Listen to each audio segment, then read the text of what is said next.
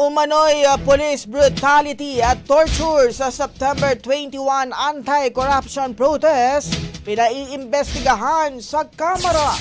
Brigada Haji Caaminio, ibrigada mo! Brigada Live Report. Inihain na Makabayan Block sa Kamara ang isang resolusyon na layong paimbestigahan ang umano'y nangyaring police brutality at torture laban sa mga nagsagawa ng kilos protesta sa Mendiola sa Maynila noong September 21. Batay sa House Resolution No. 305, nais na Makabayan na siyasatin ng House Committee on Human Rights ang umano'y labis na paggamit ng puwersa ng pulisya sa anti-corruption protest laban sa mga rallyista, minor de edad at media workers. Nananawagan din sila sa Department of the Interior and Local Government, Philippine National Police at Manila Police District na makipagtulungan sa komite at magsumite ng lahat ng arrest records at operational reports sa nangyaring dispersal noong September 21.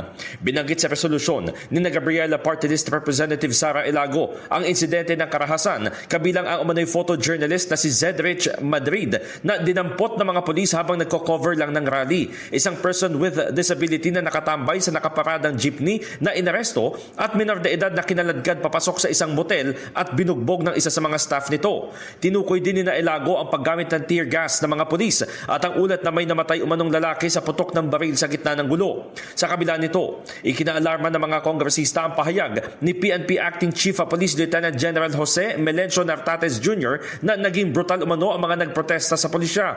At ang sinabi ni DILG Secretary John Vic Remulla na walang ginamit na puwersa laban sa mga rallyista. Nakasaad pa sa resolusyon na aabot sa 216 demonstrators, kabilang ang 67 minor de edad na nasa 15 hanggang 17 taong gulang ang inaresto ng MPD sa lugar.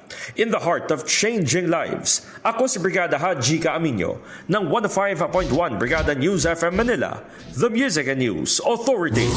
Ang bahaging ito ay hatid sa atin ng DriveMax Herbal Capsule. Lalaking angat, tumatagal.